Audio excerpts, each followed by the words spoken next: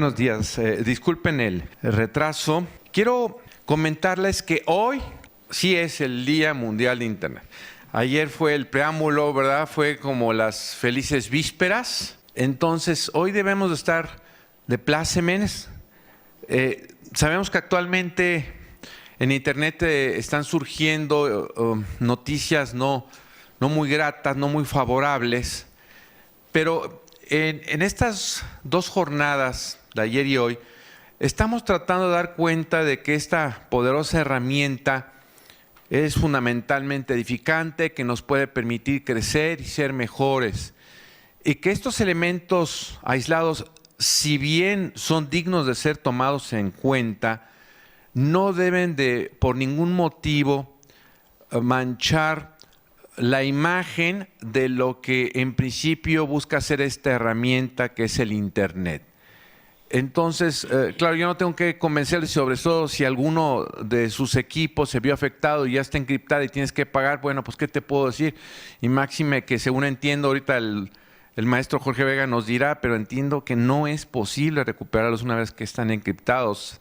A mí ya me han estado entrevistando, les digo, no es posible. O sea, cuando te sucede eso, por eso es que acostumbren tener respaldo de su información. 1, 2, tengan actualizada su versión de Windows. Microsoft ha estado liberando, no porque tenga Jorge Vega al lado, Microsoft sí ha estado liberando los parches, los patch famosos, para que esté actualizado el sistema, pero si tú no lo bajas o no lo actualizas, el típico después lo hago, pues entonces no está actualizado. Es decir, empresas como Microsoft pues están al pendiente en la medida de lo posible de lo que está sucediendo.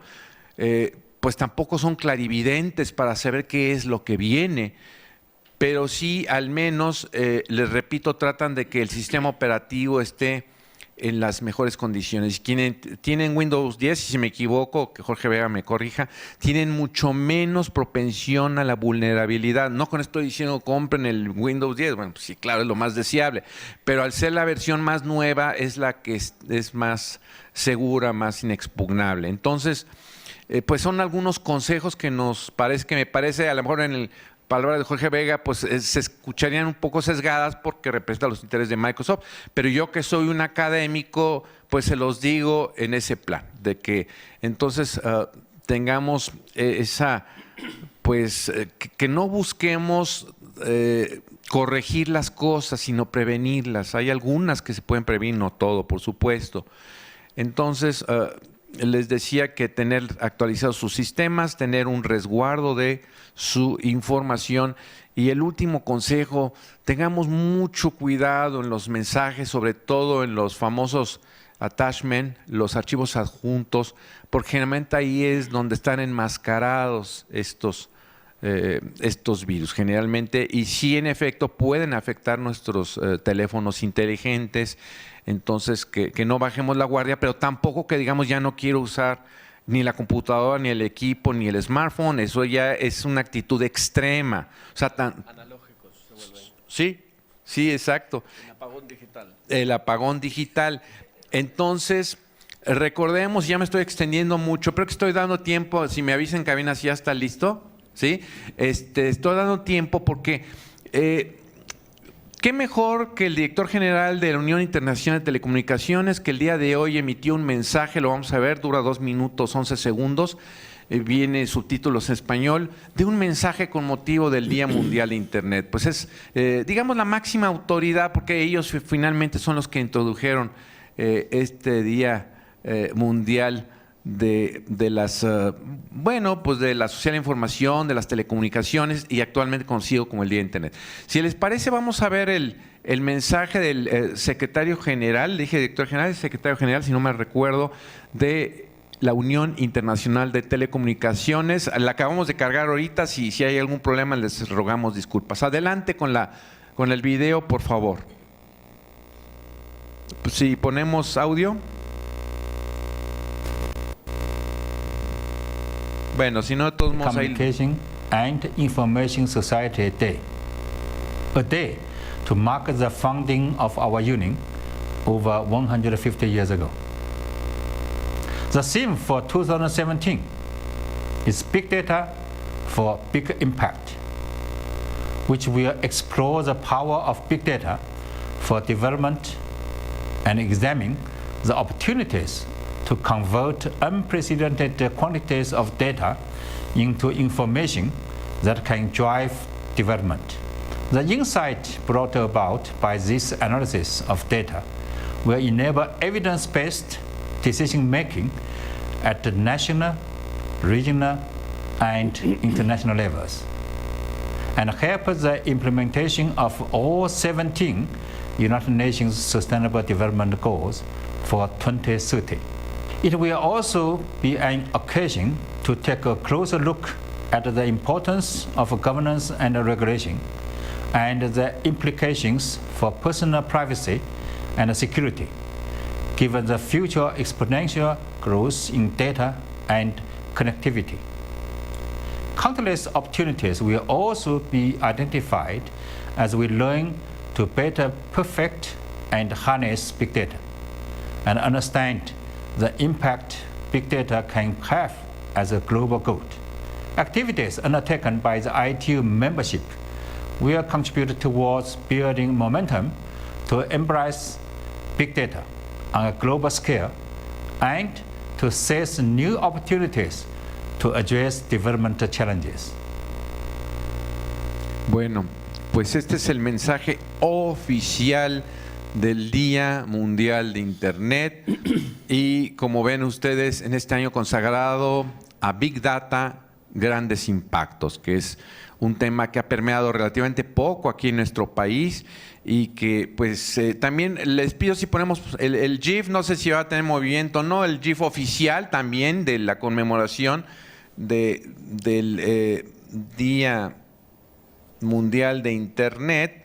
Ahorita si lo alcanzamos a cargar, es digamos el elemento artístico, por así decirlo, que utilizaron en esta ocasión en el hito. Y si no lo vemos, pues no pasa nada, pues nada más quería que lo vieran, pero es el Big Data. Ahí está, mírenlo. No sé si lo podemos ampliar tantito, por favor, aunque se... El Zoom. Sí, Jorge Vega, no sé, pues ¿qué podemos entender, Jorge, este logo oficial del hito, ¿verdad? Pero ahí está, el grandes datos, grandes impactos. Entonces, Escéptico sería, ¿no? Es que no lo sé, yo no sabría. Dinámico. Sí, entonces, pues, no sé, este es el mensaje, digamos, en imágenes que nos mandan del Día Mundial de Internet en esta ocasión. Como lo pueden ver, 17 de mayo de 2017, grandes datos, pues grandes impactos. Bueno, pues, ¿qué les parece si damos formalmente inicio a la jornada de hoy con una conferencia magistral que la verdad nos va a llenar, ¿qué les podría decir? Yo creo que de muchas respuestas, ¿verdad, Jorge? Esperemos. Sí, generalmente hay presentaciones que nos plantean muchas dudas, muchas preguntas y hasta nos espantamos. Yo creo que no, Jorge Vega no viene a espantarnos ni a preocuparnos, viene a tranquilizarnos, a hacernos ver que las cosas finalmente no son tan complicadas. Entonces es un mensaje, creo yo, muy bueno para este Día Mundial de Internet, de esperanza, de que las cosas pueden y deben de ser mejores que las que son día con día. Entonces, procedo a leer el extracto curricular. El maestro Jorge Javier Vega Iracelay, licenciado en Derecho por la Pontificia Universidad Católica Argentina. En 95 obtiene la maestría en Derecho por la Universidad de Columbia, Nueva York, donde como académico visitante investigó sobre los temas de arbitraje internacional. Desde noviembre del 2010 es director legal de Asuntos Corporativos y Responsabilidad Social en Microsoft México y le acaban de agregar un nuevo rubro que es extraordinario, el de filantropía.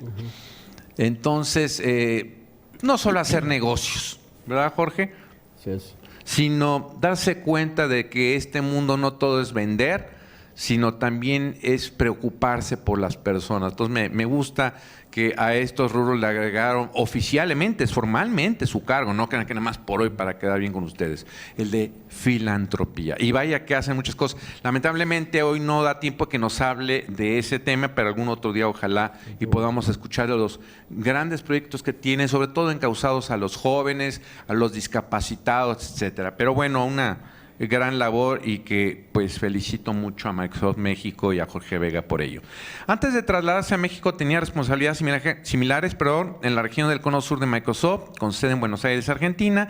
En 2008 fue reconocido con el premio Global Attorney Excellence Award por Microsoft Corporation y en 2010 se le concedió el Círculo de Excelencia a nivel mundial por su contribución en la responsabilidad social corporativa en Argentina. Los programas de responsabilidad social que están bajo su responsabilidad ha recibido el premio 2014 de la CONCAMIN Ética y Valores, siendo también reconocidos en el mismo año como la mejor empresa en RSE, supongo que es responsabilidad social, ¿sí? Empresarial, por la revista Mundo Ejecutivo y dentro de los primeros 10 lugares por Forbes México. Es profesor visitante en las maestrías de Derecho Corporativo y Políticas Públicas en la Universidad Panamericana, profesor de la maestría en Derecho de las Tecnologías de Información y Comunicación, que por cierto afuera han visto un stand que está la publicidad de esta maestría que le hicimos aquí en el instituto, la diseñamos, por eso recordarán ustedes que hemos estado hermanados con Infotec y si gustan pues pueden pedir más información de esta maestría de Derecho de las Tecnologías de Información y Comunicación y uno de los docentes es ni más ni menos que el maestro Jorge Vega, entonces pues es garantía de que te están hablando gente que sabe y que pues evidentemente te va a dar muchos elementos. Bueno, también es chair del Task Force en Innovación en la AmCham, American Chamber of Commerce de México y vicepresidente del capítulo local de la Business Software Alliance. Es miembro titular de los consejos consultivos de la Asociación Mexicana de Internet, AMIPSI, que por cierto mañana, usualmente ellos lo hacen este día, pero lo van a hacer mañana en el INE, nosotros no tenemos ningún recelo, somos abiertos, lo hacen en el Instituto Nacional Electoral, el Día Mundial de Internet, la Asociación Mexicana de Internet, y va a ser el tema de democracia digital. De todos modos, si no pueden, no se preocupen, la última conferencia de hoy es de democracia digital que está a cargo de un servidor, para que si no pueden ir, pues no importa. Es que ya no me invitaron. Bueno, no importa, aquí no es de que me inviten o no, la verdad es que todos estamos muy unidos. Y también de Mamá Digital, que no sé qué sea esto de Mamá Digital, pero bueno. Una organización civil. Es una organización sin fines de lucro. También ha enseñado Derecho Mercantil y Contratos Comerciales por 10 años en su alma mater y está matriculado como abogado en Argentina, España y en el estado de Nueva York. Entonces, el maestro Jorge Vega nos va a hablar del papel de Microsoft México frente a los temas de ciberseguridad y cibercriminalidad en México. Poca cosa, ¿verdad? Entonces le damos el uso de la palabra a Jorge Vega y les pido un aplauso. Él no lo necesita, pero le va a venir muy bien finalmente para estimularse. Gracias. Y dar su máximo esfuerzo. Adelante, Jorge, el foro es de usted. Buenos días a todos, muchas gracias por acompañarnos. Es un placer tener, vamos a decir, este diálogo sobre el tema de la ciberdelincuencia. Y me gustó cómo comenzó el doctor, le quiero agradecer su compromiso con este tema de las nuevas tecnologías, pues siempre el doctor tiene esta curiosidad intelectual y estas ganas de hacer encuentros, de provocar estos diálogos. Seguramente vamos a hacer las preguntas correctas, no vamos a tener quizás respuestas a todas las preguntas, pero me gustaría también comenzar con un mensaje positivo. Hoy es un día de celebración. Sí. Hoy es un día en que celebramos el Internet, esta tecnología que nos ha permitido, revolucionado la manera en que trabajamos, en que nos comunicamos, que tiene impactos en nuestras vidas a través de todos los dispositivos que quienes somos privilegiados podemos tener y que conectamos a través de Internet con esta famosa nube, ¿no? Que son los servidores remotos donde se aloja y se procesa la información. Hoy en día el poder computacional que tiene el pequeño celular móvil que ustedes tienen es increíble. Acceden a servidores que en forma remota están en data centers que tienen tamaños de estadios a veces, ¿no? Imagínense el poder computacional. Hoy la tecnología, la verdad, y el poder computacional es cada día más barato, ¿no? Pues hay estudios que determinan lo que salía un gigabyte de almacenamiento hace 20 años y lo que sale hoy en día. Entonces, es un día de celebración. Me gusta mucho también el eslogan que le puso la ITU, que tiene que ver con Big Data, pero también el tema del impacto grande.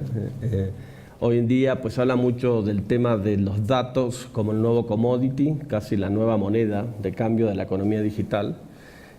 Hay gente que ha ido mucho más profundo y habla también del dataísmo, ¿no? De cómo esto transforma la manera en que creemos, en nuestros valores. Hoy en día estamos hablando un artículo de The Economist de hace algunos días que se van a producir hacia el año 2025 187 millones de zettabytes. Eso es impresionante, 187 más 21 ceros, cantidad de datos que nosotros, imagínense ustedes, y de hecho ya a la mañana tenía mi teléfono lleno de fotos y archivos y aplicaciones y tenía que descargar porque ya no podía resistir y todo lo que me llegaba de WhatsApp se me almacenaba en el teléfono, no había dado cuenta de almacenarlo en la nube.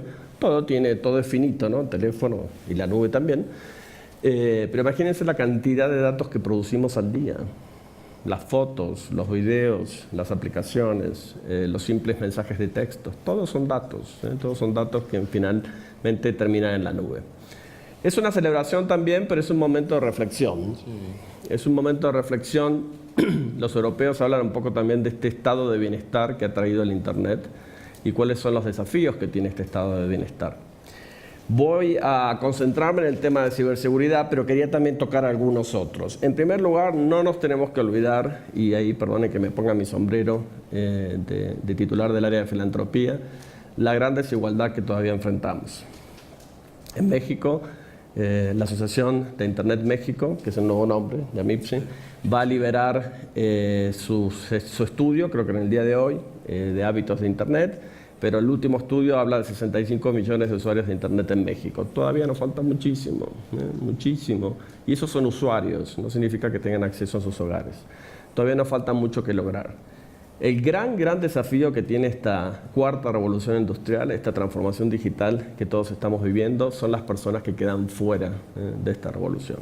Entonces tenemos que tener una gran preocupación por el acceso y por la desigualdad.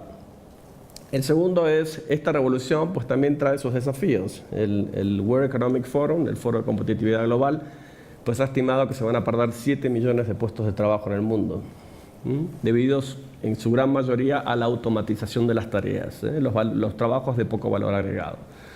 La oportunidad es que se van a crear 2 millones de nuevos trabajos. Entonces, ¿cómo nos concentramos para poder capturar esa oportunidad, sobre todo desde México, para no solamente concentrar el debate en la desigualdad y en el acceso, sino también en las capacidades digitales, en las habilidades y en las destrezas que hay que desarrollar para poder capturar estos nuevos trabajos que los nuevos modelos económicos traen? Ese es el sentido también de esperanza. Hace unos años nos hubiese parecido imposible contar con aplicaciones como Uber, como Airbnb, por ejemplo, como el tema de Waze. Todos esos son los nuevos modelos económicos que están detrás de esta revolución del Big Data. Antes de comenzar, alguien me preguntaba si conocía también este tema de la inteligencia artificial y desarrollos predictivos de comportamientos. Es impresionante lo que hoy en día puede hacer también la inteligencia artificial, procesando datos, entrenando estos algoritmos y prediciendo también de alguna manera conductas futuras. Estamos en el Instituto de Investigaciones Jurídicas, hoy en día pues hay desarrollos sobre nuestra plataforma y otras también que pueden detectar si una contraparte va a cumplir o no cumplir un contrato. Imagínense el impacto que eso tiene en la negociación de un contrato. En los seguros, en los riesgos, en el precio que está detrás, en los economics que están detrás de ese contrato. Otro tema, y lo decía, y ya me voy adentrando en el tema de ciberseguridad, tiene que ver con la seguridad y privacidad de la información. Voy a hablar de seguridad, que tiene que ver con la integridad del dato, pero la privacidad es un concepto distinto, ¿no? ¿Cuáles son las nuevas dimensiones de la privacidad de esos datos? Nuestros datos personales, nuestros datos sensibles, el consentimiento, qué alcance tiene que tener. ¿Es válido el que se dio para que después, por ejemplo, estaba leyendo una nota tengo varias presentaciones. Hoy tengo una presentación a la tarde sobre inteligencia artificial y estaba leyendo una nota que, por ejemplo, en Europa están muy preocupados de que se tomen decisiones de acuerdo a procesos automatizados. ¿Qué quiere decir esto? Que puede ser que a mí me niegue una hipoteca porque un algoritmo de inteligencia artificial determina, conforme a ciertos parámetros que no son transparentes, de que no califico para obtener ese préstamo. Entonces, está el derecho del ciudadano en Europa a oponerse a esas decisiones tomadas de forma automatizada, ni que hablar de nuevo reglamento. Entonces, temas importantes a tener. Un tema del que se habla muy poco, y ya me pongo a hablar del tema de la presentación, es el tema también de los nuevos principios, valores y ética. ¿Cómo vamos a resolver estos temas, sobre todo en reconocimientos faciales, de las emociones, por ejemplo, el tema de la inteligencia artificial? ¿Cómo vamos a dar el consentimiento? El consentimiento hay que darlo en cada ocasión, no hay que darlo una vez y se puede volver a utilizar. Grandes cuestionamientos que me encanta porque estamos en una casa que sí se preocupa de estos temas, en un instituto que tiene el prestigio como para ocuparse de estos temas, y estar sentado al lado del doctor Telles, que seguramente va a investigar sobre estos temas. Así que tenemos mucho trabajo por delante para ocuparnos de todos estos temas que trae la revolución de los datos. Mi presentación, como pueden ver en el título, tiene que ver con tratar de esbozar una estrategia nacional de ciberseguridad. Me voy a concentrar desde el lado de la industria, cómo vemos, cuál es este criterio de corresponsabilidad, qué tienen que hacer las empresas de tecnología, también qué tienen que hacer los consumidores, los usuarios de tecnología, pero también qué tienen que hacer los gobiernos, porque este fenómeno de la ciberdelincuencia hoy en día es multijurisdiccional y tenemos que involucrar a los gobiernos para que cooperen, para que se auxilien entre sí y para que armonicen las normas internacionales que van a regular este tipo de conductas delictivas. Una frase que me parece inspiradora es que no podemos resolver este problema pensando como cuando se creó Internet. Internet se creó como algo casi romántico, ¿no? Bueno, pues Internet, el espacio libre, ¿se acuerda cómo hablábamos, no? Que no tenía que tener nada de regulación, ¿no? El teatro donde podíamos expresarnos libremente. Pues sigue siendo así y hay que preservarlo. Este es un mensaje muy importante que quiero dejarles. Hay que preservar un Internet libre, abierto, pero para que sea libre tiene que ser seguro. Entonces esta es la primera premisa que quiero dejarles. Un problema, después me voy a referir brevemente a lo que ha pasado el viernes y el fin de semana, este famoso ransomware, el WannaCry o el WannaCrypt. Pero veamos un poco a lo que piensan las empresas. 74% de los negocios mundiales esperan ser hackeados en este año. Hay otros expertos que dicen que hay dos tipos de empresas o de organizaciones o de individuos. Los que piensan que van a ser hackeados o los que están hackeados y no lo saben. Que sería lo más grave, ¿no? La inconsciencia absoluta de tener estas vulnerabilidades. ¿Cómo se puede dimensionar en pérdidas económicas? Hay un estudio del 2016 de Symantec que establece que hacia el año 2020 se van a perder 3 trillones de dólares estadounidenses en pérdidas económicas provocadas por la ciberdelincuencia. Hay quienes hablan de que hoy en día la ciberdelincuencia es mucho más lucrativa que el narcotráfico, por ejemplo. En el caso de México, lamentablemente la situación sí es seria. El propio informe establece que en México las pérdidas son de 5 billones de dólares estadounidenses, pérdidas económicas derivadas de la ciberdelincuencia, 45 millones de víctimas en México de la ciberdelincuencia y un dato no menor y más preocupante. Este informe es del 2014 de McAfee y México ocupa el segundo lugar en distribución de pornografía infantil. Un panorama lastimoso, un panorama que nos llama a despertarnos y a actuar con urgencia y por eso vuelvo a insistir que es necesaria una estrategia nacional o una política nacional de ciberseguridad.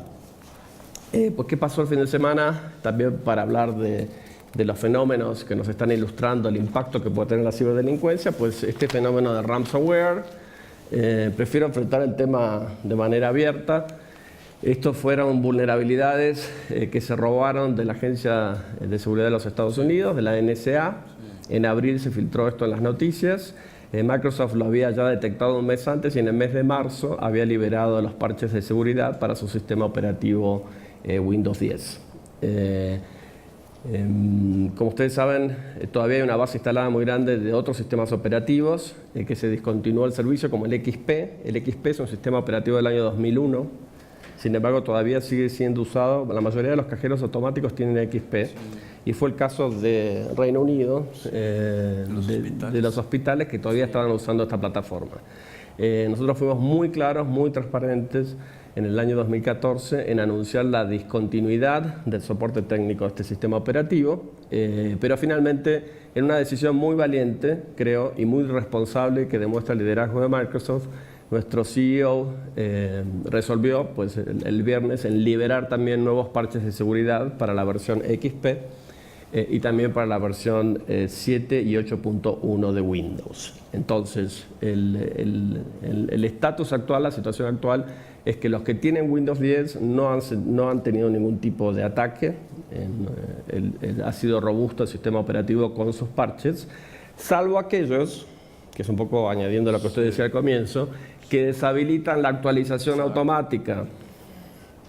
Entonces, si los administradores de los sistemas desactualizan la actualización automática del sistema operativo, lamentablemente no han recibido esos parches de seguridad y lo tienen que hacer de manera manual.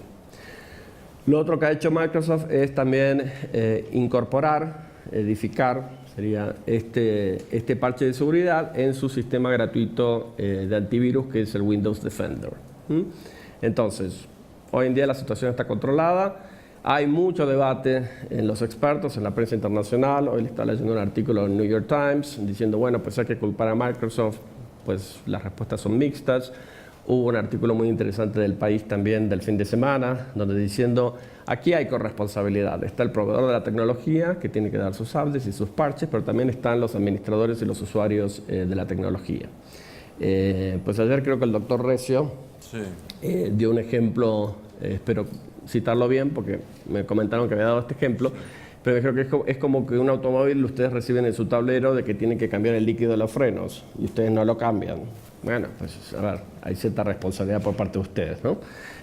Sin entrar en la teoría jurídica, en la responsabilidad de las causas y de los daños que ustedes pudieran acometer, ¿no? Entonces, bueno, pues hay una responsabilidad, en primer lugar, de la industria. Queremos que Microsoft actúa de manera responsable. Hay una responsabilidad también de los usuarios y los administradores de los sistemas, y hay una responsabilidad de los gobiernos sobre la que voy a abundar más adelante. Algunos otros datos... Es hacia allá, Sí, algunos otros datos interesantes, perdón que está en inglés, pero ahí no la puede traducir, pero sí se los traduzco ahora.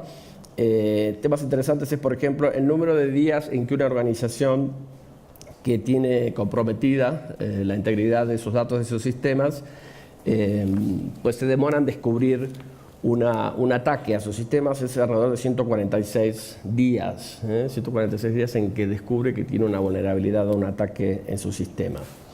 El otro tema importante es también que 24 o 48 horas luego de una ruptura, o sea, de lo que se llama el breach o una vulnerabilidad, el atacante tiene control sobre la red. En estos casos hasta ha sido más rápido, ¿no? En el caso del ransomware. Bueno, ransom todos entienden qué es, ¿no? Secuestro de información que se pide el pago de un rescate. Acá pues son tan sofisticados y sobre todo para no dejar huellas de que piden esta moneda o criptomoneda Bitcoin, que es el tema del Bitcoin, ¿no? Otro tema importantísimo es el costo que tienen que pagar, ¿no?, las organizaciones por cada pérdida, ¿no? O por cada dato sensible que haya sido robado o vulnerado, ¿no? O puede ser también información confidencial. Vamos a ver después, ¿se acuerdan de esos militares chinos que secuestraron también información de empresas en los Estados Unidos? Que aumentó de $154 a 158.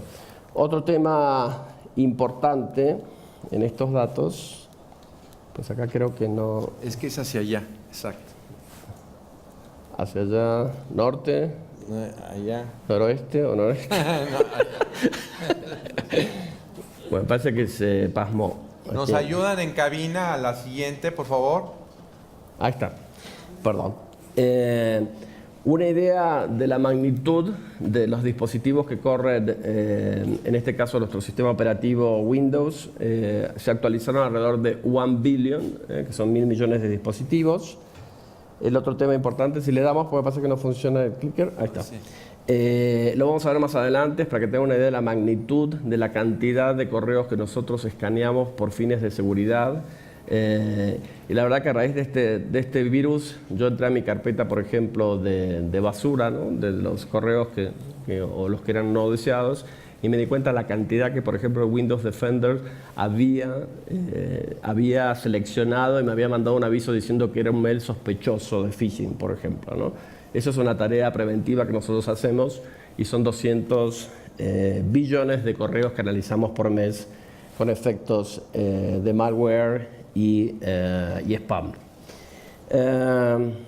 Cantidad de páginas, 18 billones de páginas bin. Y por último, un tema muy importante que demuestra también la robustez de nuestra nube, de nuestra plataforma en la nube, es que todo el sitio de las Olimpiadas, en el caso de Brasil, de Río de Janeiro, estaban hosteadas en nuestra nube, y gracias a los mecanismos y las funcionalidades de prevención de malware y de seguridad, pudo resistir 223.000 ataques el sitio web, para que vean, ¿no? pues que somos realmente un blanco interesante para los cibercriminales.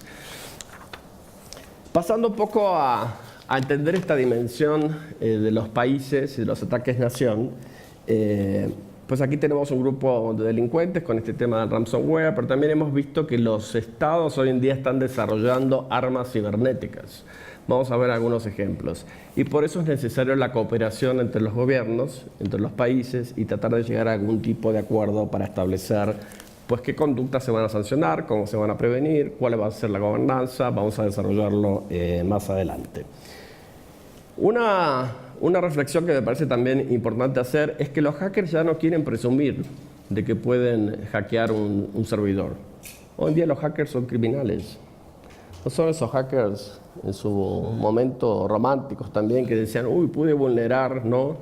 La seguridad de determinado servidor, o pude vulnerar la NSA o la CIA, etc. Hoy en día hay un motivo, ¿no? Hay un ánimo lucrativo de tener ciertas ganancias por esa conducta delictiva. Vamos a repasar algunos de estas noticias de los últimos años. En primer lugar, en el año 2010 comenzamos con uno de los primeros ataques del Estado-Nación. En este caso fue una de las primeras armas cibernéticas que en este caso se dirigieron frente a una planta nuclear en Irán. Esto es del año 2010. Después recordarán, esto es lo de ransomware, esto es lo de, en este caso es de Ucrania, en el caso de Kiev, donde también un hacker atacó 35 de las 135 estaciones de suministro de energía eléctrica, discontinuando el servicio. Imagínense el impacto que eso puede tener en un país.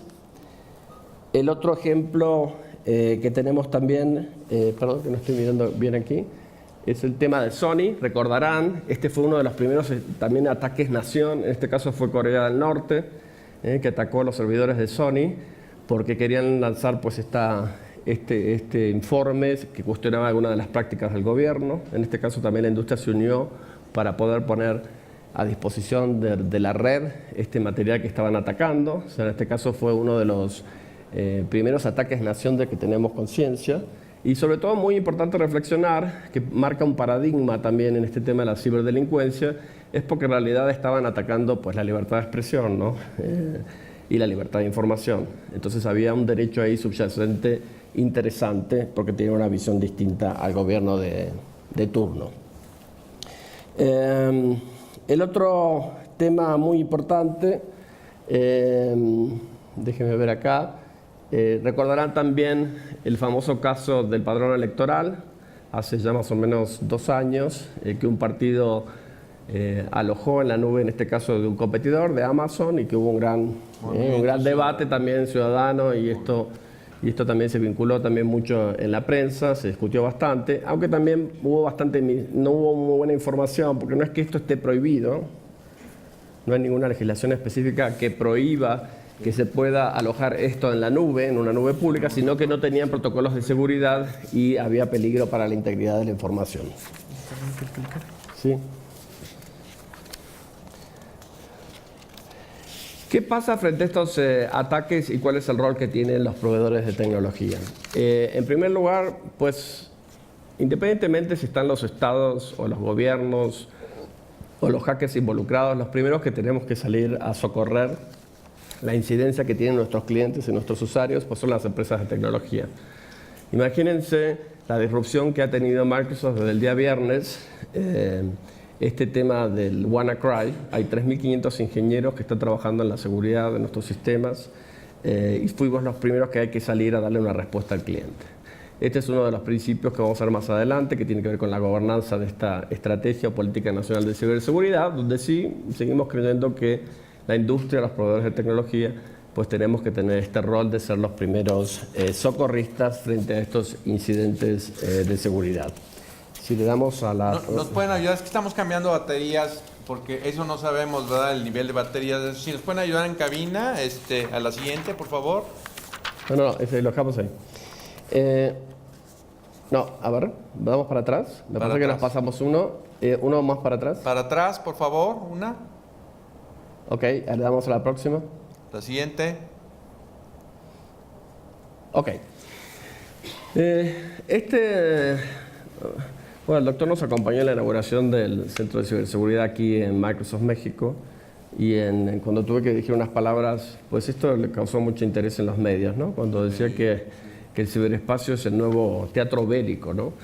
Esto empezó, si ustedes recuerdan un poquito la historia, pues empezó por tierra, ¿no? Las principales guerras, después pasó al mar, ¿no? La famosa historia del Imperio Británico, después al aire, y hoy en día el ciberespacio es el nuevo teatro bélico, ¿no? Donde los gobiernos se enfrentan, donde estamos expuestos a ataques como el de este fin de semana y otros como por ejemplo la red de computadoras bobas o los botnets que secuestran información y que, como les comenté hace un momento, pues hay un fin de lucro detrás de ello. Las empresas, esto sí lo comentamos, que son los primeros socorristas. ¿Y qué rol tienen que jugar los estados y los gobiernos en este nuevo conflicto internacional, en este nuevo teatro bélico? Si recordarán, pues en el año 1049 tuvimos la Convención de Ginebra, que era para proteger a los civiles en épocas de guerra, y sin embargo hoy en día nos estamos planteando de que los estados tienen que ponerse de acuerdo en las normas que van a prevenir y castigar la ciberdelincuencia en tiempos de paz. Es la única manera que podemos llegar a algún tipo de consenso, sobre todo en ataques nación como los que les comentaba, como el de Sony, donde hay un Estado soberano que está atacando, en este caso, la integridad de datos o los data centers o los servidores, en este caso, de una empresa privada. ¿Qué vamos a hacer? Esperemos no estar desesperados como el personaje de este slide. En primer lugar, cada uno de nosotros, y este es un buen comienzo, tenemos que hacer más. ¿Esto qué significa? Tenemos que ser ciudadanos digitales responsables, entender, educarnos, lo que comentábamos hace unos minutos, tener las actualizaciones periódicas, no deshabilitar la actualización automática. Puede ser tecnología de Microsoft o tecnología de otro proveedor, pues están muy conscientes del sistema operativo que están usando. Estaba leyendo también que por ejemplo Google también tiene sus problemas con Android, estar muy seguros también cuando compran cualquier tipo de dispositivo, qué tipo de sistema operativo tiene hoy en día en el mercado y en la elección que ustedes prefieran, ¿no? Hay dispositivos que no tienen sistema operativo, que se venden desnudos, como se llama, entonces pues fíjense muy bien pues qué sistema operativo, qué garantías de seguridad les ofrece y de privacidad, porque también los modelos de negocio son distintos y hay empresas que se ocupan de hacer minería de datos y hacer publicidad porque es su principal activo y otras como Microsoft desarrolla software, la licencia y ese es nuestro modelo económico. En segundo lugar, los gobiernos. Los gobiernos pues aquí tienen un papel clave. El gobierno mexicano está trabajando en una política nacional de seguridad. Hubo una misión de asistencia técnica de la OEA hace como creo que 2 o 3 semanas, pues hay un plan, hay un diálogo abierto, el Congreso también está preocupado por este tema, pues el doctor nos ha acompañado en algunos de esos diálogos y qué importante es también que este sea un mecanismo de reflexión y de diálogo para poder empujar e ir esbozando esta política nacional de ciberseguridad. Y por último, pues necesitamos articularnos y actuar de manera colectiva. Este es un fenómeno muy complejo, y es demasiado grande para que una de las partes intente resolverlo por sí solo. No lo puede resolver Microsoft solo, no lo puede resolver la academia solo, no lo puede resolver la sociedad civil, que es importante que también participe en la redacción de esta nueva política, porque acá hay derechos humanos involucrados, entonces es muy importante que la sociedad civil esté presente en ese diálogo también. Y no lo va a resolver el gobierno solo, sino que tenemos que actuar de manera con urgencia, pero de manera articulada y de manera colaborativa. Un tema muy importante que también citó el doctor al comienzo, y fíjese la estadística, el 90% de las intrusiones empiezan con un correo de phishing. Importantísimo. Entonces están circulando varios. Les comenté lo que pasa en mi caso, que tengo Windows y Windows Defender, cómo me selecciona que esto puede ser phishing. Hay unos del SAT, hay unos de PayPal. Siempre vayan al cursor del que les está enviando y fíjense bien cuál es la dirección de correo. Eso no falla nunca. Por ahí le parece, las faltas de ortografía son importantes. Si en el logo ven algo distinto, pero lo más seguro es ir al cursor, se paran sobre el remitente del correo y se van a dar cuenta que es José Pepe el Pistolero. Bajo, ¿no?, un logo de PayPal o del SAT. Entonces, nunca proveen información confidencial, sus claves, etcétera, sobre el correo. Pero fíjense la importancia de cómo empieza este tema de las vulnerabilidades. Por otra parte, como toda la vida, el lado brillante u optimista. Esta Big Data, ¿no?, esta gran cantidad de datos puede también ser la solución del problema.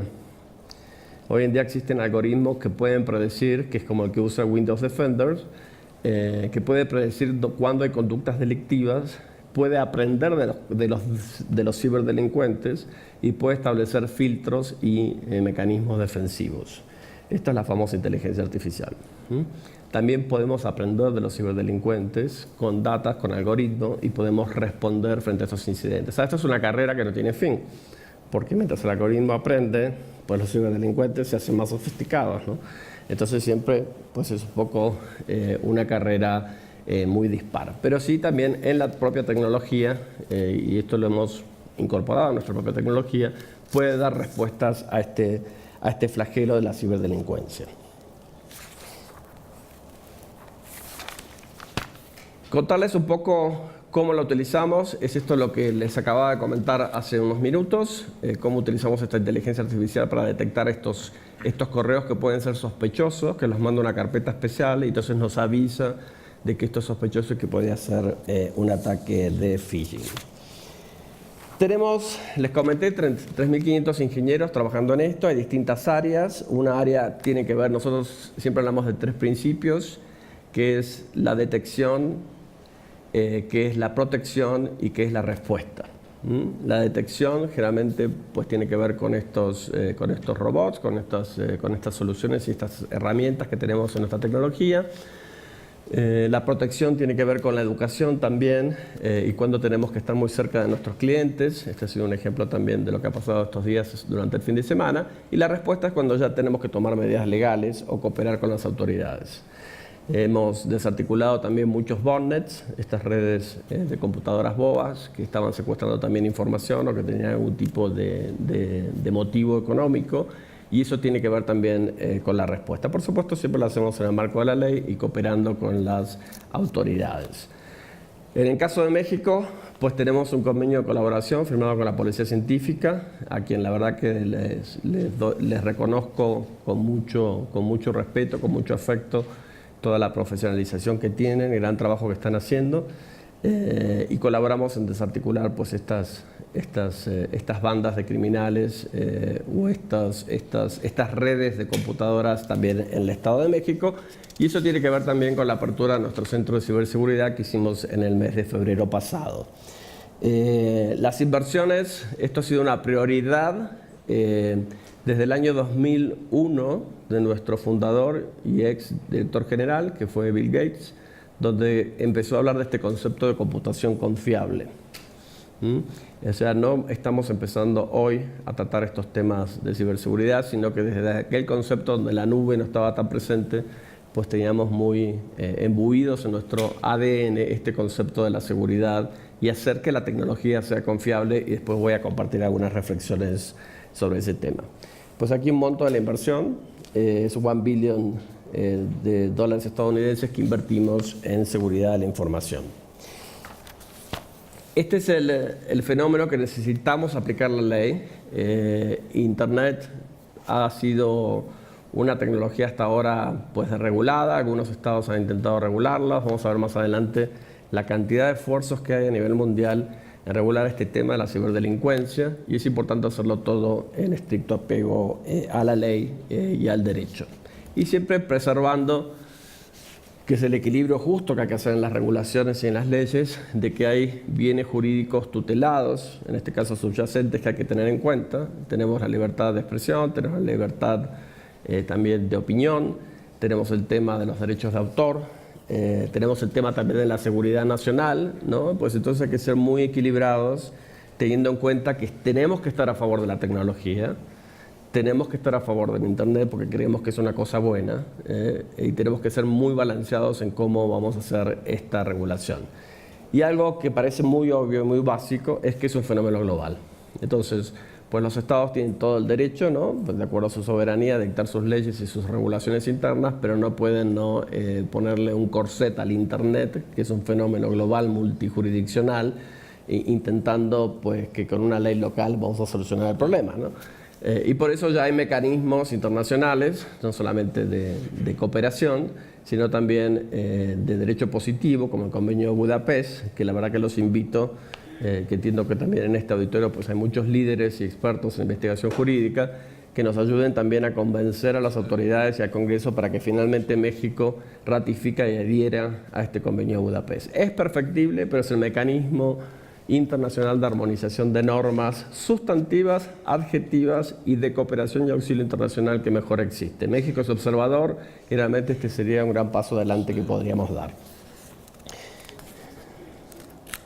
Doctor, ahí tenemos su apoyo, ¿no? Sí. Buenísimo.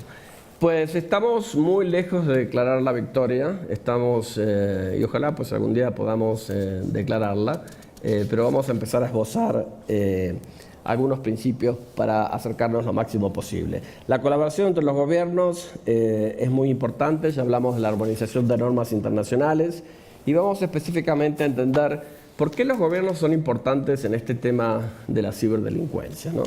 En primer lugar, los gobiernos tienen que proteger primero su infraestructura crítica.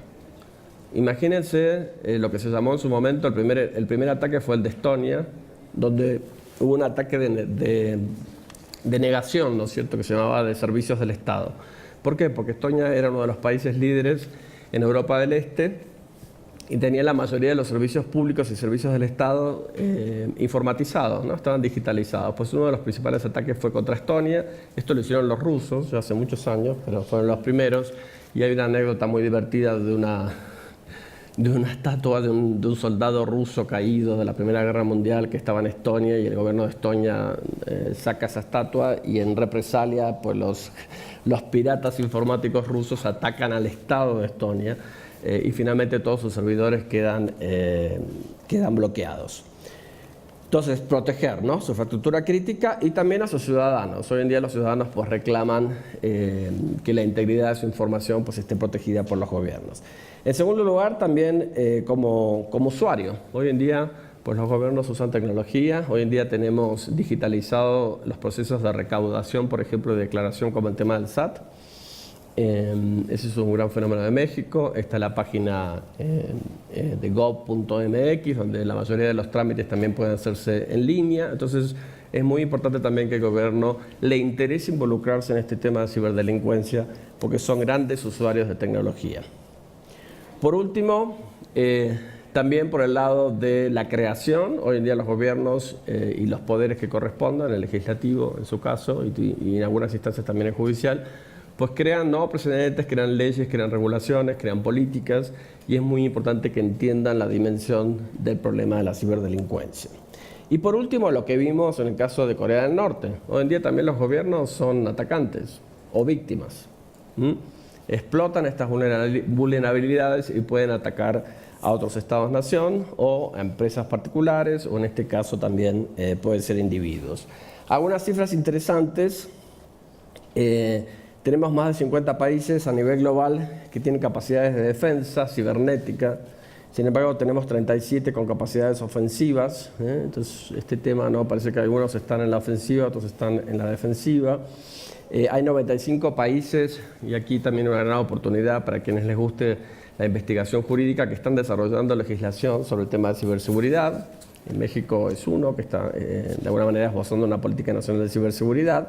Y hay más de 70 países que tienen estrategias como documentos ejecutivos en materia de ciberseguridad. ¿Cuáles son los objetivos de una política nacional o de una estrategia nacional? En primer lugar, educación. Sin educación, sin ciudadanía digital o civilidad digital, o llámenle como quieran, o sea, sin un uso responsable y confiable de las tecnologías, pues nunca vamos a poder solucionar. Acuérdense, 90% entra por un phishing. Usted tiene un software de 15 años, hoy invertimos, otro tema interesante que estaba analizando el New York Times. ¿Qué pasa con el hardware, con los dispositivos? La carrera entre el software y el hardware pues van en direcciones y en velocidades distintas.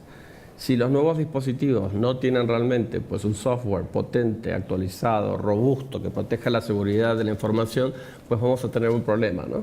Hoy en día ese es un tema que hay que entenderlo en el mercado, donde se ha divorciado de alguna manera la conexión que había entre los que fabrican, por ejemplo, las computadoras o los dispositivos móviles y los fabricantes de software. Es necesario que ambos se pongan de acuerdo y que las carreras de actualización o de innovación tecnológica no sean distintas. El segundo tema es el diálogo. Esto es un tema complejo, no tenemos que ser mezquinos ni egoístas, hay muchas partes que tienen que estar involucradas. Este es un modelo multi-stakeholders. Hay que involucrar también, como les dije, a la sociedad civil, hay que involucrar al gobierno, hay que involucrar a la academia, que tiene el tiempo, la pausa, la reflexión y los recursos para investigar sobre este tema, y hay que involucrar a la industria. Me sigue sorprendiendo que todo el mundo sale no a desesperarse, a rasgarse las vestiduras por este tema de la ciberseguridad, y sigue habiendo foros donde digo, bueno, pues aquí nada más que gobierno, o aquí están los de la sociedad civil, ¿no? O aquí, que bueno, es un diálogo académico, pero bueno, pues cuánto nos reunimos todos y realmente cooperamos con nuestras ideas y empezamos a construir un diálogo positivo. Con conciencia global, con conciencia que es un fenómeno tecnológico, pero lo más importante, con sentido de urgencia.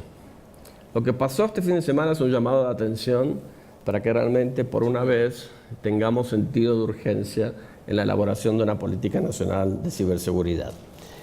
El tercero, quise aclarar políticas y programas, en realidad hay un typo ahí, significa articular. Esto tenemos que hacerlo de manera eficiente, tenemos que articular. Imagínense en México, pues cómo vamos a crear una agencia como la Agencia Española de Ciberseguridad, de quién va a depender, qué competencias va a tener, qué presupuesto va a tener, qué recursos va a tener, cuál es el músculo que le vamos a dar, cuáles son las áreas de coordinación que le vamos a dar también con otros poderes del Estado. Muy importante que esto, pensemos muy bien el diseño institucional para que sea efectivo. Por eso también es una parte crítica del diálogo que hay que tener.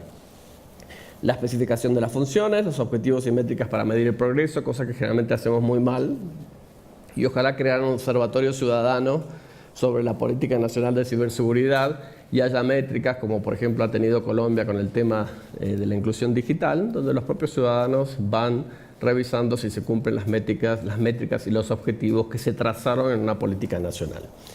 Y por supuesto, y en la vida, todo hay que hacerlo con recursos. Entonces hay que asignar, si no, pues vamos a crear una agencia o una estructura muy bonita que no tiene recursos, entonces pues finalmente, si lo peor que le puede pasar a un funcionario es no tener, primero no tener ideas, ¿no? Pero bueno. Pero después de no tener ideas es no tener ni músculo ni recursos, o sea, ni presupuesto ni tener el músculo para poder hacer las cosas. Pasamos a la próxima. Ya comentamos el tema de los más de 70 países que tienen estrategias de ciberseguridad, pero también hay dos piezas de legislación muy importantes, una que se está desarrollando en Europa, que es la estrategia de ciberseguridad para la Unión Europea, que les voy a comentar un quote que tiene en su redacción, que me pareció importante, y otro todavía, pues Estados Unidos, hay que ver todavía la administración actual, pues no ha hecho nada al respecto, pero están aplicando una ley del 2013 de la administración Obama, que es una orden ejecutiva mejorando la ciberseguridad en estructura crítica. ¿Qué es importante de la iniciativa en este caso de la orden ejecutiva americana y de la iniciativa europea. En el caso de Estados Unidos reconocieron que no lo podían hacer sin la industria.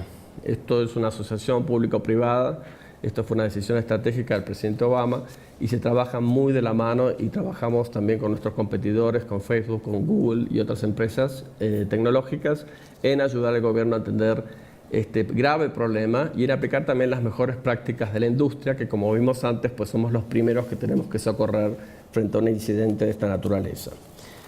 Y en el caso de Europa, como saben, tiene principios muy robustos de protección de la privacidad. En este caso, ellos hablan de Strong and Effective Protection, o sea, una protección fuerte y efectiva, y la promoción de los derechos de los ciudadanos para hacer el ambiente en línea de la Comunidad Europea el más seguro del mundo. Esto es una definición muy, muy importante, dentro de los principios que de alguna manera inspiran todo el mecanismo de regulación que tiene Europa. Para ser un poquito más propositivo, pues aquí están 7 prácticas, 7 principios, 7 líneas de acción o ejes, como quieran llamarle, pilares o bases, para elaborar una estrategia nacional para la ciberseguridad. Este es un concepto técnico. Estaba hablando con alguien que era ingeniero, pues aquí está sentado. Entonces, en primer lugar, esto se llama manejo de crisis y de incidentes. O sea, hay que entenderlo desde el punto de vista técnico. Entonces, es el primero, ¿no? Es un acercamiento basado en el riesgo. Esto es gerenciamiento de riesgos y respuesta al incidente. En segundo lugar, prioridades.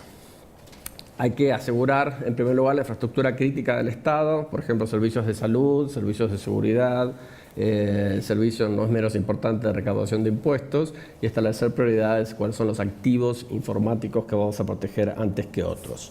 Después, coordinar las advertencias de amenazas y vulnerabilidades. Esto es lo que se llama el manejo de crisis. Los que trabajamos en empresas lo tenemos muy claro, no todo el mundo, en el sentido hasta cuando hay una crisis de comunicación. ¿Quién responde? ¿A quién hay que llamar? ¿Quién tiene que hacer qué? Los teléfonos, la coordinación, quién responde qué, quién comunica, quién toma las decisiones, a quién tiene que involucrar en las decisiones. Creo que SEGOV, en el caso de México, y la Policía Científica están haciendo un buen trabajo. Gracias también a la colaboración que tienen con Microsoft, ellos tuvieron una detección temprana, una alerta temprana de este ransomware y están enviando comunicaciones.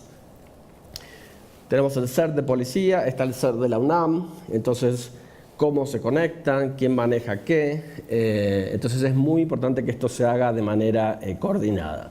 Después, generar las capacidades. ¿Quién tiene que responder a qué? ¿Quién tiene que comunicar, por ejemplo, con las instancias distintas de la Administración Pública Federal? ¿Quién tiene que responderse, quién tiene que ocuparse, por ejemplo, de implementar los parches de seguridad? Los administradores.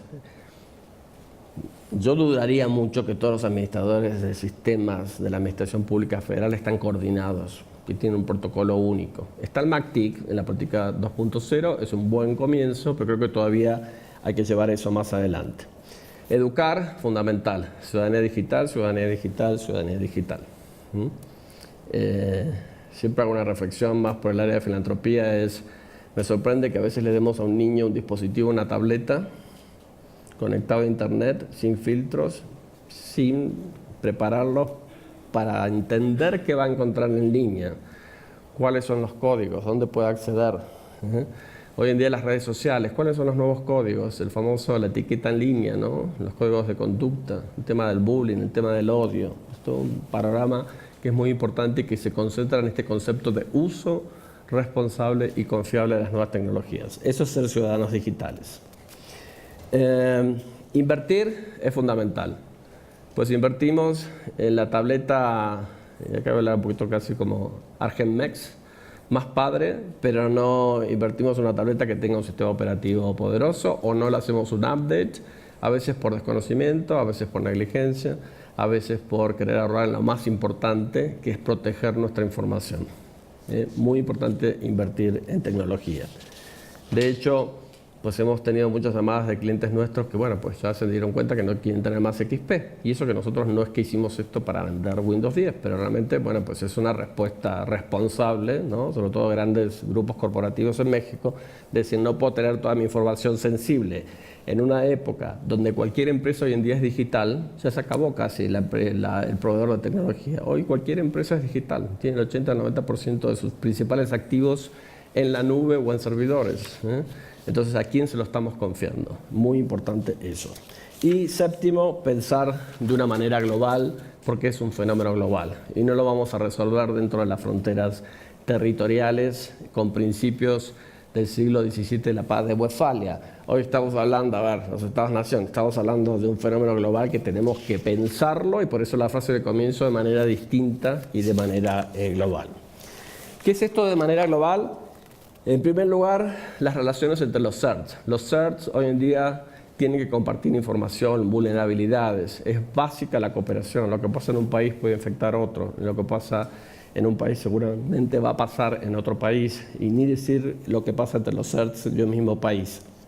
Los estándares internacionales, pues nos saca mucho problema, ¿no? ¿Para qué vamos a reinventar las normas nacionales? Ya hay estándares que ya son multiindustria, ni siquiera son de las empresas. O sea, la ISO, por ejemplo, tiene estándares internacionales de seguridad que hay que promover. Esta es una gran base de armonización internacional para poder comenzar a hacer una política nacional de ciberseguridad.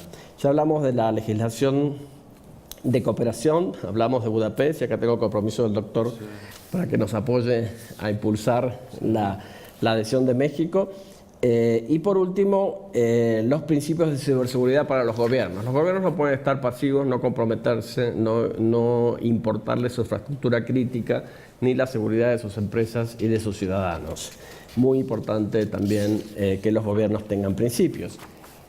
Esta es un principio de solución, es una propuesta que Microsoft hizo en el mes de febrero. Casualmente pues está en los periódicos de todo este fin de semana, internacionales, en The Guardian, en el New York Times, en el País, en España también, como reflotando esto que nosotros ya en el mes de febrero empezamos a proponer, ¿no?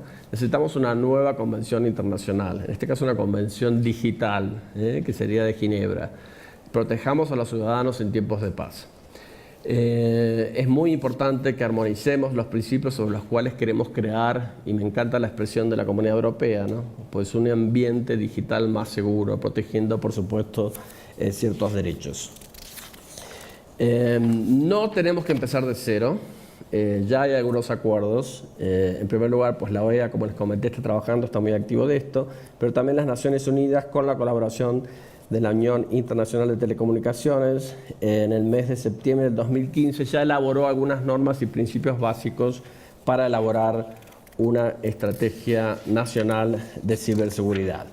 ¿Qué es lo que nos imaginamos en esta Convención de Ginebra? En primer lugar, los gobiernos pues, se tienen que comprometer a no desarrollar armas cibernéticas, ¿no? Es impensable que un gobierno como el de Corea del Norte pueda volver a hacer un ataque a Sony como el que les comentaba de hace algunos años. En segundo lugar, también tienen que comprometerse a que no van a tener como objetivo pues, infraestructura crítica como redes eléctricas, sistemas de provisión de servicios públicos esenciales como de salud, por ejemplo, ¿no? Entonces hay ciertos blancos que deberían estar prohibidos mediante este compromiso internacional, como por ejemplo está prohibido el ataque a hospitales en la Convención de Ginebra. Entonces habría que establecer estas nuevas normas. En tercer lugar vamos a trabajar con el sector privado. Esta es una articulación, esta es una colaboración, todos tenemos que colaborar para esto, para proteger a los ciudadanos contra las vulnerabilidades. Y por último, bueno, otra vez esto que no van a desarrollar armas, y algo muy importante es la gobernanza. Hay que crear una nueva agencia internacional con poderes y con recursos necesarios para poder aplicar estas nuevas normas internacionales que se aprobarían bajo esta Convención Digital de Ginebra. ¿Cómo está México en materia de políticas nacionales o de estrategias nacionales de ciberseguridad? Pues hay un informe de la Organización de Estados Unidos, hizo en el 2015, es el último, se está por actualizar, pero creo que va a salir en el mes, se hace bianualmente, va a salir en el mes de septiembre. Está un poquito desvelado esta mañana, estaba tratando de encontrarse, ya se había actualizado, bueno, eso es septiembre. ¿Y México cómo sale? Este es un ranking de políticas nacionales de ciberseguridad donde se toman varias categorías. La legal, las medidas técnicas, las medidas organizacionales, la infraestructura y la cooperación internacional. Pues México sale en un ranking de media tabla, el número 18 de 29 a nivel mundial y sale también 9 de 18 para la región americana. ¿Cuál es el principal hallazgo que tiene este informe? Y se los voy a citar para ser muy certero, y dice que en buena medida lo atribuye a esto, y hago un quote, hago una cita específica de lo que dice el informe. Dice: en México no existe un mapa de ruta para la gobernanza nacional de ciberseguridad. Entonces, esto es un diagnóstico de un organismo internacional que nos confirma la necesidad de empezar a esbozar esta estrategia nacional de ciberseguridad en México. Pues, ¿cómo lo hacemos? Parece que es un tema, a ver, ahí en cabina. Nuevamente, cabina, ¿nos ayudan con la siguiente? Ahí está. Pues algunos principios, y esto volviendo a mi reflexión original, es hagámonos las preguntas correctas en el momento correcto, porque hay que actuar con sentido de urgencia. Lo que ha pasado este fin de semana es un llamado de atención, nuevamente repito ese concepto, pero ¿cuáles serían los principios sobre los que deberíamos elaborar esta estrategia nacional de ciberseguridad? Por supuesto, robustecer una estrategia, esto es muy importante. Segundo, tiene que haber una gobernanza adecuada, crear una agencia, crear quizás un fiscal especial dentro del Ministerio Público y, ¿por qué no, tribunales especializados? Estos son delitos muy complejos que necesitan un conocimiento y una pericia especial para poder determinar si hubo o no un delito. No solamente la tipificación sustantiva del delito, pero también, por ejemplo, la recolección de las pruebas digitales. Imagínense esto en un escenario multijurisdiccional donde quizás hay que tener una colaboración muy estrecha para recabar y preservar esas pruebas digitales en el caso concreto. La legislación efectiva, Budapest, Budapest, Budapest, Budapest. Ojalá se vayan todos poniendo esto en redes sociales, muy importante. La creación de un consejo nacional, le podemos poner consejo, le podemos poner consejo consultivo, pero sí es necesario que pues, involucremos a todos, venzamos las desconfianzas. Es un problema que nos preocupa a todos. Todos tenemos que participar de manera articulada y todos tenemos que dar lo mejor de nosotros para poder establecer y elaborar una estrategia nacional de ciberseguridad. Y perdonen que vuelva sobre el tema, pero muy importante, queremos un internet abierto, un internet libre, pero que sea seguro. Y también es muy importante que participe la sociedad civil. Y por último, la protección de la infraestructura crítica. Es importante, lo que dijimos antes, de los objetivos, que se maneje como un gerenciamiento de riesgos, que haya respuesta a los incidentes y, por supuesto, que haya inversión y investigación. Muy importante la parte de investigación también. Ya para terminar, comentarles un poco cómo vemos este papel de la industria en un concepto de corresponsabilidad. Importantísimo, y en esto creemos desde Microsoft, es proteger a nuestros clientes, defenderlos de este tipo de ataques. En segundo lugar, y tiene que ver con la ética de cómo vemos el tema de la ciberseguridad, tenemos que ser transparentes en cómo vamos a colaborar, qué tipo de información tenemos. Nosotros elaboramos un informe que se publica, que es el informe de transparencia. Nosotros publicamos qué tipo de información recibimos de los gobiernos y de los jueces y qué tipo de información liberamos. Eso se hace por país, eso tiene que ver con el compromiso de transparencia. Pues darle todas las herramientas como los parches que hoy en día estamos liberando para nuestro sistema operativo más actual y para versiones anteriores. Y por último, aún en una era de creciente nacionalismo, tenemos que tener esta concepción global del Internet, no fragmentarla y no creerla que la podemos encapsular en fenómenos locales, donde empezamos a hablar de algunos criterios, pues sí que son importantes, pero que hay que darle ribetes globales como estos de soberanía informática, etc. ¿Qué es lo que subyace? Digo, la soberanía informática pues es muy importante, pero ¿qué mejor soberanía que mi información esté segura, ¿no? Pues si tengo soberanía de algo que me puede vulnerar, pero la verdad no sé para qué lo quiero, ¿no? O es como decir, prefiero mi dinero pues abajo de mi colchón o cerrado con una llave, o lo quiero en un banco en Suiza. Pues ustedes eligen dónde va a estar más seguro el dinero, ¿no? Un tema muy importante es, detrás de todo esto, ¿qué es lo que subyace? Hay una crisis de confianza en la tecnología. Y creemos que los que estamos a favor de la tecnología, los que trabajamos por la tecnología, los que creemos que ha revolucionado la vida en cómo la vivimos, en cómo nos comunicamos, en cómo nos entretenemos, pues tenemos que restaurar esa confianza. Es muy importante mantener esa confianza en la tecnología. Y esto lo dice desde nuestro director general, dice, nadie va a usar una tecnología en la que no confíe. Entonces es nuestra responsabilidad restaurar y mantener esa confianza en nuestros productos y servicios. ¿Qué estamos haciendo al respecto? En primer lugar, pues vencer también y trabajar de la mano con nuestros competidores. Tenemos una alianza en inteligencia artificial y sobre todo en desarrollar el nuevo código de ética en inteligencia artificial con Google, con Amazon, con Facebook y también con IBM. Hoy nos unimos como industria para trabajar en cuáles son esos principios, en esa ética de estas nuevas tecnologías que van a informar el desarrollo, digamos, de esta revolución industrial en este punto. También, pues reconocemos que no siempre tenemos la primera respuesta o la mejor respuesta. En este fue un caso que la iniciativa la tuvo Google y Facebook. Dijimos que bueno, pues nos vamos a unir con ellos también en avisarles a nuestros clientes cuando hay alguna advertencia, según nuestros filtros y nuestros algoritmos de espionaje por parte de los gobiernos. Así como en su momento desarrollamos un software para detectar las fotos que tengan que ver con simulación o pornografía infantil, que se llama FotoDNA, que es un hash que rastrea en Internet las fotos de menores, y nosotros compartimos ese software con Google y con Facebook, pues en este caso dijimos, bueno, pues qué bueno, nos vamos a reunir también en esta causa. Para terminar, volviendo a las palabras de la Comunidad Europea, queremos crear y estamos comprometidos a crear un mundo digital más seguro. Espero que también se sumen a esta causa. Estamos convencidos que el Internet puede lograr más igualdad económica, puede lograr más igualdad social.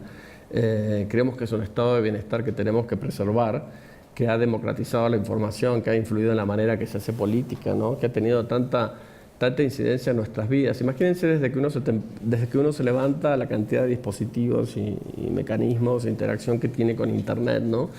Los que tienen pues un streaming de música, los que tienen una televisión inteligente, los que consultan su correo electrónico, los que postean fotos en Facebook, los que reciben un WhatsApp y a su vez esa foto la guardan en la nube y a su vez la comparten con amigos. Es increíble. Pensemos en un día en que no viviéramos sin Internet. ¿Cómo serían nuestras vidas? ¿No? Aunque hay algunos que los están explotando y hablan del detox digital. Sí. A mí me gustaría hacerlo algún día. Entonces, convencidos de que tenemos que mantener esta confianza en que creemos que es buena la tecnología, que hoy es un día de celebración y que tenemos que responder a los desafíos que nos presenta con responsabilidad, de manera articulada y entre todos. Muchas gracias por la atención y estoy dispuesto a responder preguntas.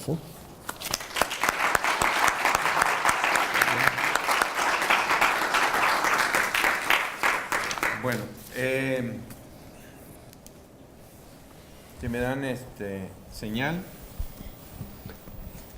o me pasan otro micrófono, porque a mí se me hace que se nos bajó la batería. Nos están queriendo boicotear el Día Mundial de Internet algunos hackers. Son problemas de hardware, doctor. Sí, que estamos tratando de mostrar una imagen optimista del Internet y a los hackers no les conviene, ¿verdad? Yo recuerdo mucho, no sé, el día de ayer, que quienes estuvieron presentes, la participación del director del Centro de Seguridad e Información del Banco de México, que clamaba, creo que lo dijo 3 veces, vamos, ¿qué estamos esperando para hacer un centro de investigación en materia de seguridad informática, de ciberseguridad? Entonces, con la participación, lógico, ¿verdad?, de gobierno, de industria, de organización civil y de la academia. Entonces, pero era un grito desesperado y pensemos, es Banco de México, no es cualquier instancia. Entonces, bueno, ¿qué más quisiera yo tratar de decirles? Sí, lo hacemos, pero que sea un llamado para unir fuerzas, como nos dice el maestro Jorge Vega, y que podamos tratar de pues combatir que ya es un auténtico flagelo, y que todos unidos, pues yo sé que suena un poco demagógico, pero todos unidos podemos ser mucho más que esta ciberdelincuencia y que estos hackers. Les aseguro que si estamos articulados podemos lograrlo. ¿Qué creen? 2 cosas. Uno, normalmente en las conferencias magistrales no hay preguntas y además ya vamos un poquito atrasados. pero quienes quieran formularla, no sé, el maestro Vega debe estar con una agenda, pero bien apretada. Si ahorita se quedan unos minutos para quien tenga preguntas, adelante. Y la otra es que nos den alguna cuenta de correo, algún lugar donde se puedan dirigir, la ven ahí. Es que yo no quería darle a esa porque como dice que se le llena luego mucha información. Pero entonces, que quienes quieran, no sé el maestro Vega que tanta disponibilidad de tiempo tenga para que afuerita le formulen preguntas, él está con la mejor disponibilidad y quienes lo deseen utilicen el correo. La verdad es que se prestaría para que pudiéramos formular muchas preguntas, pero es que tenemos 2 mesas todavía y le pedimos 1000 disculpas al maestro, que sé que lo va a entender. Y yo quiero aprovechar para agradecer al maestro Jorge Vega, en su carácter de representante de Microsoft México, el apoyo que nos brindaron para tener esta escenografía, que es poco común en eventos de aquí del Instituto de Investigaciones Jurídicas, muy común en eventos empresariales. Entonces, quienes han dado pues la vuelta aquí del instituto realmente quedan absortos. De por sí es un auditorio muy bonito, es público muy agradable y con esta escenografía pues creo que le da todavía más realce y la verdad es que lo amerita. Es el Día Mundial de Internet, entonces de veras muchas gracias a Microsoft México por el apoyo que nos brindaron, porque sin ellos no podríamos tener esta escenografía. Yo creo que lo más importante son las ponencias, pero también es bueno un ambiente agradable. Muchas gracias a Microsoft México, a Jorge Vega, y hago entrega de un reconocimiento, una constancia al maestro Jorge Vega, en donde aparecen, acuérdense ustedes, los logos de la UNAM, del Instituto de Investigaciones Jurídicas, 100 años de nuestra Constitución de 1917. Quiere decirles que de parte de Microsoft son 30 años de presencia aquí en México, y aquí viene en el logo. Ustedes van a tener una de estas que muchos la ven de lejos, sí que yo no puedo tener. Sí, la vas a tener. Siempre y cuando te registres, siempre y cuando des tu correo electrónico, vas a tener una exactamente igual, nada más que dice que eres asistente. No que eres conferencista, pero bueno. También, por supuesto, la Facultad de Derecho de la UNAM, de Infotec, de Microsoft, 30 años, y de AMDETIC. Entonces, le hago entrega al maestro Jorge Vega. Aquí un poco lo extraño es que también él firma, como firma todas, pues también aparece su firma, pero como está la del director del instituto, le da un servidor, nosotros avalamos. Y muchas gracias al maestro Jorge Vega. Muchas gracias. Por su... Muchas gracias. Muchas gracias. Y pues llamamos a los integrantes de la mesa 6 a que pasen aquí al frente. ¿Sí? Entonces, pues preguntas, híjole, pero rápidas y concisas. Bueno, ándeles, nos va a ganar el tiempo, pero ándeles. 2 preguntas nada más y las que quieran allá afuera, por favor. Y muy concretas. Es que mi equipo tiene un problema y no sé qué. No. Ok, rápida la pregunta. En el 13º Congreso de la ONU de Prevención y Seguridad, se tocó el tema de seguridad cibernética. Ahí se planteó, de hecho lo conocemos y lo tocó el tema de que la parte de la investigación, la persecución de un delito cibernético es una persona muy capacitada para llegar con el delincuente cibernético, y se planteó la posibilidad de que el sector privado realizara la investigación y la persecución, y la parte de la adjudicación la realizara el Estado. ¿Qué opinión tiene al respecto de esa parte? Bueno, eso es el cómputo forense, ¿no? Creo que hay peritos autorizados y muy capacitados en México, y nosotros lo que hacemos dentro del concepto de responsabilidad social es entrenamos a estos cuerpos de peritos y entrenamos también a los jueces para que entiendan pues estas nuevas tecnologías y qué medidas hay de relevamiento. De hecho, tenemos también acuerdos de cooperación con Interpol, etcétera, de cómo preservar, por ejemplo, la prueba digital. Yo creo que los peritos como auxiliares de la justicia están preparados para hacer esto. Lo que no descarto es que en alguna pericia arbitral muy especial nos convoquen como expertos para determinar determinado punto, ¿no? Esa es mi visión. Gracias. Bueno, una segunda y última pregunta, si no les repito, pueden formularlas aquí afuera o al correo del maestro Jorge Vega. Segunda y última pregunta. Adelante, si es tan gentil de darnos su nombre y dónde viene, le agradeceríamos mucho para que el maestro tenga conocimiento. Sí, muchas gracias. Buenos días. Mi nombre es Cecilia Cárdenas. Vengo de la Facultad de Derecho. Bueno, soy qué bueno. catedrática. Qué bueno. Y una de las dudas que me surge por parte de una investigación que estoy haciendo es la siguiente. Si bien es cierto que está prohibida la inviolabilidad de comunicaciones, así como la de correos, este convenio que se hace entre Microsoft y Policía Cibernética para la detención y prevención de ciertos delitos, ¿cómo es o cuál es, si existe un protocolo de actuación para en estos temas en específicos que tengan que ver con la seguridad nacional o defensa nacional que ponga en riesgo no solo al país, sino también a los ciudadanos? Bueno, en primer lugar, hay distintas intercepciones o escaneos de los correos electrónicos, ¿no? Recordarán el caso famoso de Google y el problema que tuvo porque escaneaba los correos electrónicos, el contenido, para dirigir publicidad, ¿no? Este no es el caso de Microsoft. Nosotros escaneamos los correos mediante este algoritmo de inteligencia artificial para detectar si el remitente es un remitente sospechoso. Esto lo hace Microsoft y hace su primer filtro. Eso no tiene nada que ver con la cooperación que tenemos con la policía científica. Lo que no quiere decir que en un caso concreto recibamos un pedido, una solicitud, que puede ser de la policía, que puede ser de un fiscal, de la PGR, o puede ser de un juez en particular, donde nos piden que sí analicemos un correo en particular, ¿no? Que ese caso es distinto, ¿no? Pero sí, es así. Bueno, pues muchas gracias y... Ahora si me voy, si no me echan.